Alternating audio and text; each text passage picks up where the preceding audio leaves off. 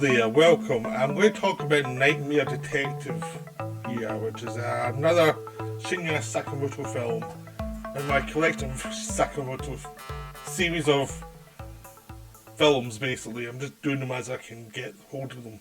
I've got Gemini coming soon, so hopefully that'll be done soon. I actually have Nightmare Detective Part 2, really, also, but alas, there's no subtitles, and it's impossible to actually enjoy these films with subtitles because Sakamoto is actually an intelligent director and you kind of need to know what people are saying.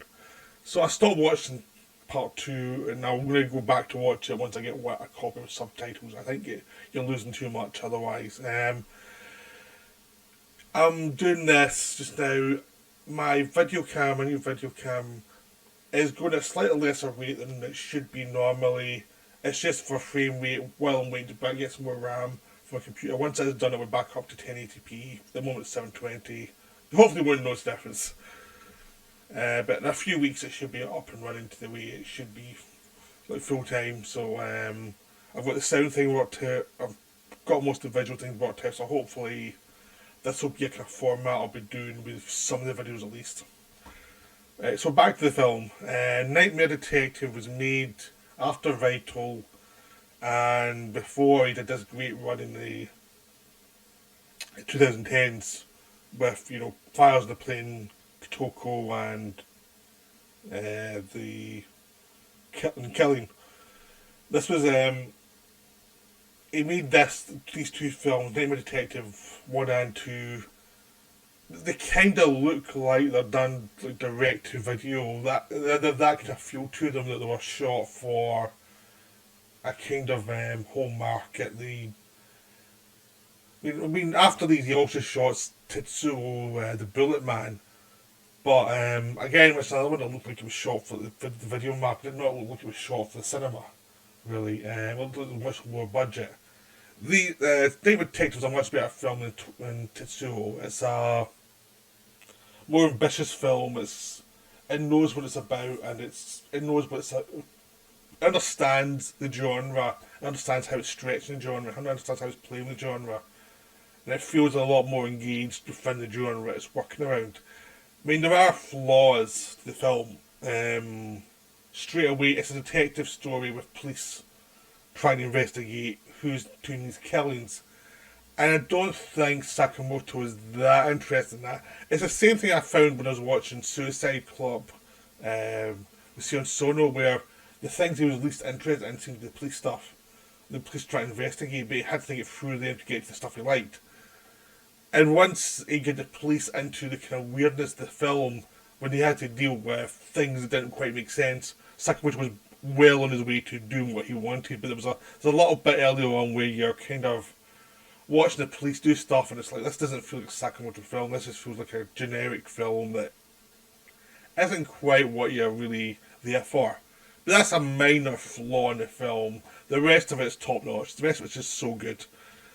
The general idea of it is that there's people who are suicidal, who find their bodies, but the bodies look as if something has killed them, even though they're suicidal. And it's a mystery, there's something wrong here. And people are getting attacked within their dreams, but not in a Freddy Krueger type of way. It's much more subtle and much more nuanced than that. It is almost like Sakamoto's taking the Nightmare on Elm Street film and saying, look, that's okay, but you didn't really go into the details. You didn't really go into the psychological depth you really need for this kind of thing. Let me show you how you do it properly. Because I like this film a lot more than Nightmare on Elm Street films. Any of them. None of them are as good as this. The only one that comes close is New Nightmares. Because this one is a real stormer. Basically,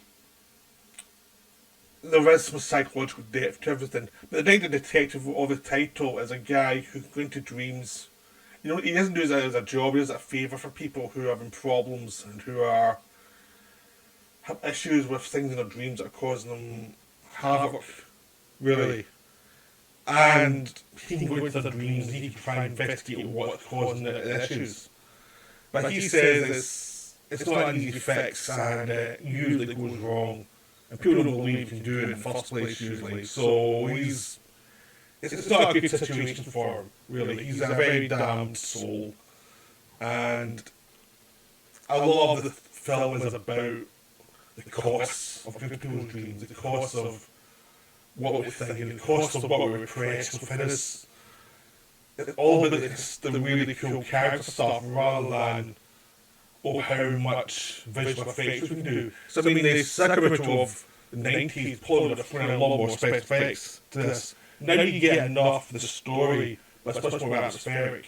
And it's very playful genre, it knows the genre, it knows the idea that it's investigating these mysterious deaths, these redundant death. So it's playful with that. It does have a rough cop who thinks it's all nonsense, but who has to be shown that it's not nonsense. But it's much more playful than that because they actually made the guy more human, really. He's not just this caricature of somebody, it's just somebody who has a pessimistic view of humanity, really, more than nil, that's been earned by life. Your main character is really the nightmare detective himself, who tries to steer it.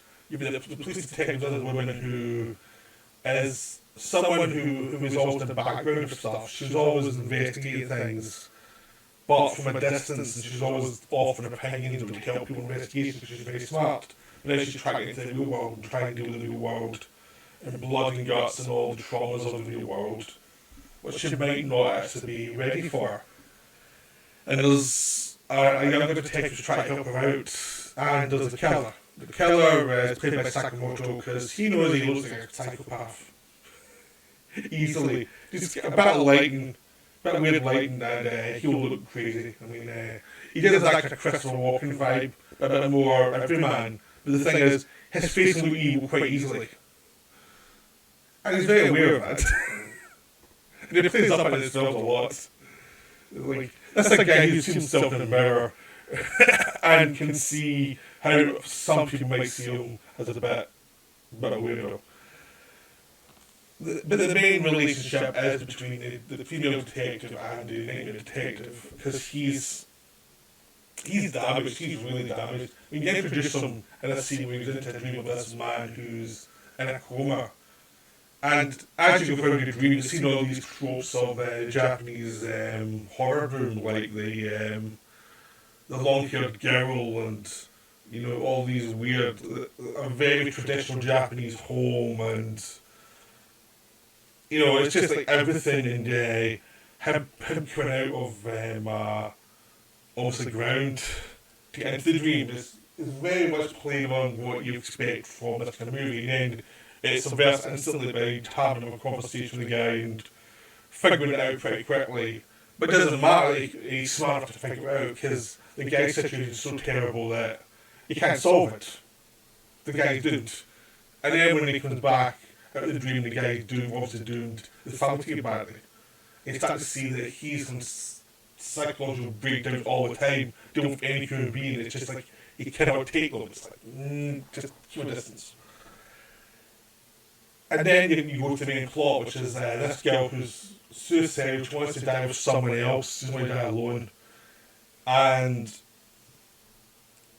as she's doing this with the guy, some weird creepy thing happens, and she feels she's getting chased, so it obviously makes her want to live, because suddenly someone's chasing her, and it's crazy, this weird imagery, and you're wondering what it's really about.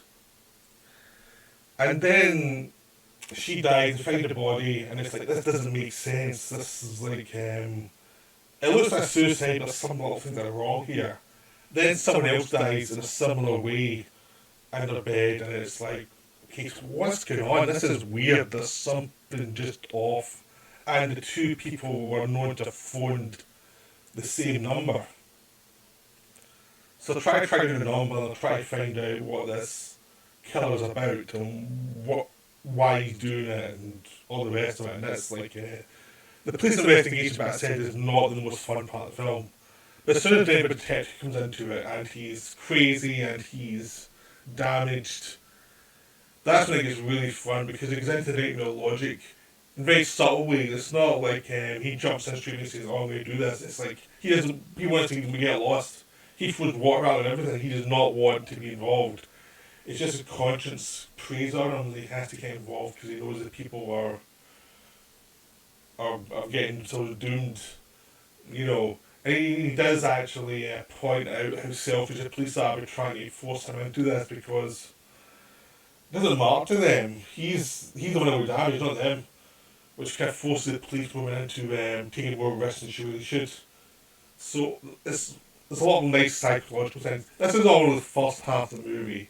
Now I'm going to end the review, the non-spoiler part here, and say it's excellent. It's a terrific film. Go see it. I have not covered the second half of the movie at all so far. So go see the movie. It's amazing. It's way better than most horror movies you'll see. It's way more intelligent. It's way more humane. It's made by a guy who knows the genre but also knows what he wants to do with the genre. I mean, it's shot in, it seems like it's shot in video, so the camera work is not the greatest, but just the way, just the craftsmanship is, so that's what really works. So we're going to go into spoiler section now, so if you haven't seen the film, stop. Right, the second half of the film is actually about the psychological damage done to people as they go into the dreams and as they lose people. This is a film where they lose the younger cop who was a linchpin between the different cops who was dealing with the female detective and older, more cynical detective. And he's the first one to die, and he dies in a way there's no way anyone in the police can say, "Oh, this is not supernatural." It's like it's so obvious something's weird going on, and they see the damage done to people's psyche about this death. This is like a real death for them. This is like they feel damaged. People feel damaged for what's happened or something. The death's not of their own people is not something they can laugh off. The way they might be able to make jokes at a crime scene because they don't know the person. So you got that damage, and then as the female detective actually phones the number, you start to find out that this guy, the person doesn't have to be suicidal to engage with this guy. So originally it was teen idea of suicide in Japan, which is a big problem in Japan. And you go on the assumption that all these people are suicidal. It turns out only the first person was suicidal. And something happened when she was dealing with him. He stabbed himself first. And something happened within him, the killer, that meant he could drain the life out of her as he was bleeding. And it took him close to death, but also brought him back. So he's become addicted to this thing. He's trying to work it out. So it's not a master plan or anything. It's just like his reaction to something that's happened within him. So it's not this. So they assume it's a big master plan thing. A serial killer with a great bunch of twists coming, and it's not. It's a guy just trying to work out something's happened to him. It's like you've been actually adding stuff in your head to what he's about, but it's not actually reality. Which is a really nice take on it. And what they're really going to is what's pushing the guy, what's making him suicidal. And it's about a death of a girl when he was at school, and he's repressed it, and it's seeped through his life and ruined his life, and he can't face what's been happening, and it's just become this thing that's clawing into him. But also by talking to him, he's unleashed the suicidal energy of the female detective that should have existed within her, that now is there, which has to be defeated by her and be helped by the name detective, which that's what the warnings are, like dreams can real stuff, and you don't get out without scars. So it becomes an idea about, instead of reading about let's kill the bad guy, it's like, okay, what's the damage done to people by dealing with all this dream logic and trying to deal with what's in your head, basically. And so the dream always comes a metaphor of the kind of darkness within you, the things you can't put aside. Like the early scene with the older guy, the dream of, he's a guy you can't put aside the past, and in fact his family is a bunch of selfish he gets, basically, he doesn't want to live anymore. And later on, David Ketch goes into the dreams of to try and work out who the killer is, and realises it's just some sad bastard. He never had any real master plan or anything. It becomes the damage done by dealing with this kind of dark energy that hasn't really processed their own darkness, their own trauma. And that's the film's about. And it's wonderful. It's just so wonderful. What's also good is the visualisation is scary because people getting chased. Know they're getting chased by something, they can't see it. We're seeing the camera moves off it. It's very animalistic. Like the killer becomes more animalistic the more he does things in the dreams. And it's a really scary image, and it's very dark. It's very dreamlike because it's like the very neutral element of a dream which you can't quite get grip on. So that's a wonderful visualisation. And it creates this atmosphere that flows through the film and adds to the tension that it's ultimately going in a different direction, but it creates what everyone's seeing, and it creates the idea of people are fooled by people one way, and the reality is a different way. It all really works well, it all pays off, and it pays off without making you feel as if you've been cheated in any way. So this is a wonderful film. I really look forward to seeing it Potential 2 when I get it in subtitles. I got this first one from Australia, so you can find it, so just try and look for it, because it is just terrific. Well, that's me for now in this film. I hope you enjoyed the video, and I'll be back soon with some more.